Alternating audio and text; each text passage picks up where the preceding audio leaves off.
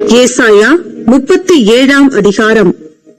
ராஜாவாகிய எசேக்கியா அதை கேட்டபோது தன் வஸ்திரங்களை கிழித்து இரட்டு உடுத்துக்கொண்டு கர்த்தருடைய ஆலயத்தில் பிரவேசித்து அரமனை விசாரிப்புக்காரனாகிய எலியாக்கிமையும் சம்பிரதியாகிய செப்னாவையும் ஆசாரியர்களின் மூப்பரையும் ஆமோத்சின் குமாரனாகிய ஏசாயா என்னும் தீர்க்க தரிசியினிடத்திற்கு இரட்டு உடுத்தவர்களாக அனுப்பினான்.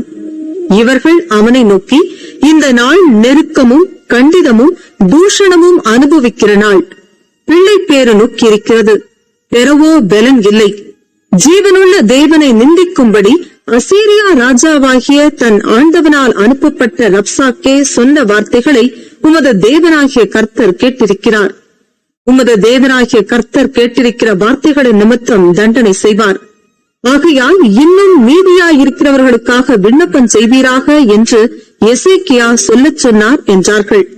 இவ்விதமாய் எசேக்கியா ராஜாவின் ஊழியக்காரர் ஏசாயாவின் இடத்தில் வந்து சொன்னார்கள். அப்பொழுது ஏசாயா அவர்களை நோக்கி, அசீரியா ராஜாவின் ஊழியக்காரர் என்னை தூஷித்ததும் நீர் கேட்டதுமான வார்த்தைகளினாலே பயப்படாதேயும். இதோ அவன் ஒரு செய்தியை கேட்டு தன் தேசத்துக்கு திரும்புவதற்கான ஆவியை நான் அவனுக்குள் அனுப்பி அவனை அவன் தேசத்திலே பட்டயத்தால் விழப்பண்ணுவேன் என்று கர்த்தர் உரைக்கிறார் என்பதை உங்கள் ஆண்டவனிடத்தில் சொல்லுங்கள் என்றான். அசீரியா ராஜா லாகீசை விட்டு புறப்பட்டான் என்று கேள்விப்பட்டு ரப்சாக்கே திரும்பி போய் அவன் லிப்னாவின் மேல் யுத்தம் பண்ணுகிறதை கண்டான். அப்பொழுது எத்தியோப்பியாவின் ராஜாவாகிய திராக்கா உம்மோடு யுத்தம் பண்ண புறப்பட்டான் என்று சொல்ல கேள்விப்பட்டான். அதை கேட்டபோது அவன் எசேக்கியாவினிடத்துக்கு ஸ்தானாபதிகளை அனுப்பி, நீங்கள் யூதாவின் ராஜாவாகிய எசேக்கியாவுக்கு சொல்ல வேண்டியது என்னவென்றால், எருசலேம் அசீரியா ராஜாவின் கையில் ஒப்புக் கொடுக்கப்படுவதில்லை என்று நீ நம்பியிருக்கிற உன் தேவன் உன்னை எத்த ஒட்டாதே. இதோ அசீரியா ராஜாக்கள் சகல தேசங்களையும் சங்கரித்த செய்தியை நீ கேள்விப்பட்டிருக்கிறாய். நீ தப்புவாயோ? என் பிதாக்கள் அழித்துவிட்ட கோசானையும் ஆரானையும் ரேத்சேப்பையும் தெலாசாரிலிருந்த ஏதேனின் புத்திரரையும் அவர்களுடைய தேவர்கள் தப்புவித்ததுண்டோ? ஆமாத்தின் ராஜாவும் அர்பாத்தின் ராஜாவும் செப்பர்வாயின் ஏனாயீவா பட்டணங்களின் ராஜாவும் எங்கே என்று சொல்லுங்கள் என்றார். எசேக்கியா ஸ்தானாபதிகளின் கையில் இருந்த நிருபத்தை வாங்கி வாசித்தான். பின்பு எசேக்கியா கர்த்தருடைய ஆலயத்திற்கு போய் அதை கர்த்தருக்கு முன்பாக விரித்து கர்த்தரை நோக்கி, சேனைகளின் கர்த்தாவே, கேருபீன்களின் மத்தியில் வாசம் பண்ணுகிற இஸ்ரவேலின் தேவனே, நீர் ஒருவரே பூமியின் ராஜ்யங்களுக்கெல்லாம் தேவனானவர். நீர் வானத்தையும் பூமியையும் உண்டாக்கினீர். கர்த்தாவே, உமது செவியை சாய்த்து கேளும். கர்த்தாவே, நீர் உமது கண்களை திறந்து பாரும். சனகிரி ஜீவனுள்ள தேவனை நிந்திக்கும்படிக்கு சொல்லி அனுப்பின வார்த்தைகளை எல்லாம் கேளும். கர்த்தாவே, அசீரியா ராஜாக்கள் அந்த ஜாதிகளையும் அவர்கள் தேசத்தையும் நாசமாக்கி அவர்களுடைய தேவர்களை நெருப்பிலே போட்டுவிட்டது மெய்தான். அவைகள் தேவர்கள் அல்லவே, மனுஷர் கைவேலையான மரமும் கல்லும் தானே. ஆகையால் அவைகளை நிர்த்தூளியாக்கினார்கள்.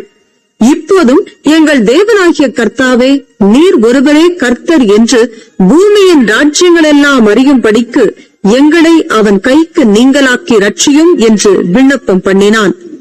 அப்பொழுது ஆமோத்சின் குமாரனாகிய ஏசாயா எசேக்கியாவுக்கு சொல்லி அனுப்பினது, இஸ்ரவேலின் தேவனாகிய கர்த்தர் உரைக்கிறது என்னவென்றால், அசீரியா ராஜாவாகிய சனகெரிபின் நிமித்தம் நீ என்னை நோக்கி விண்ணப்பம் பண்ணினாயே.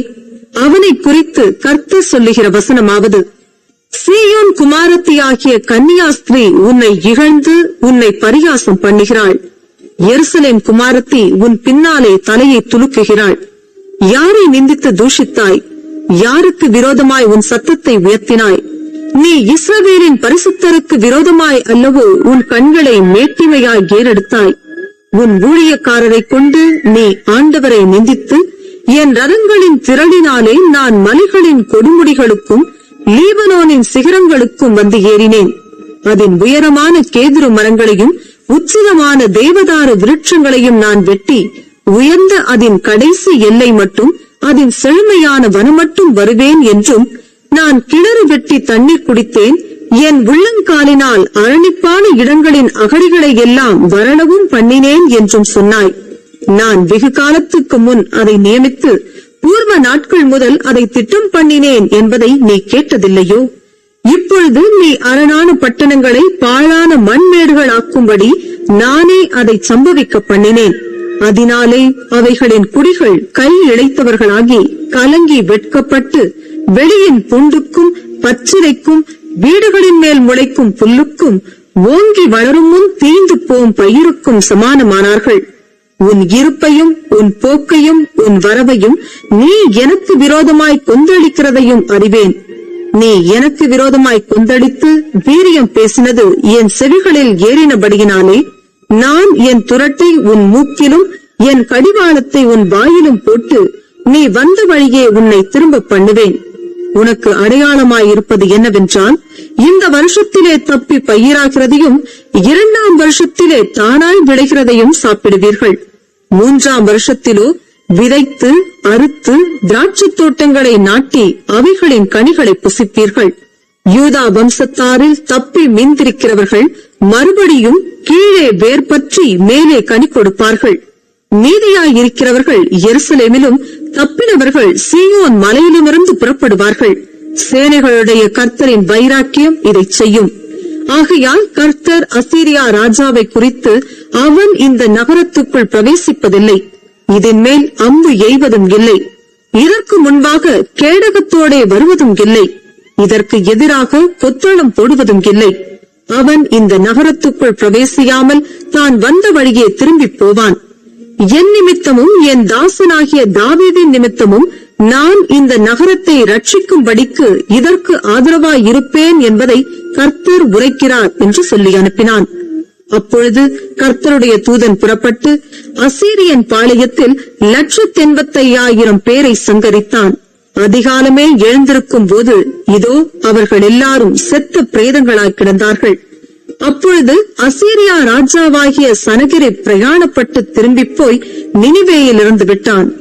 அவன் தன் தேவனாகிய நிஸ்ரோக்கின் கோவிலிலே பணிந்து கொள்ளுகிற போது அவன் குமாரனாகிய அத்ரமலேக்கும் சரைத் சேரும் அவனை பட்டயத்தினால் வெட்டி போட்டு அரராத் தேசத்துக்கு தப்பி ஓடிப்போனார்கள். அவன் குமாரனாகிய எஸ்ரத்தோன் அவன் பட்டத்திற்கு வந்து அரசாண்டான்.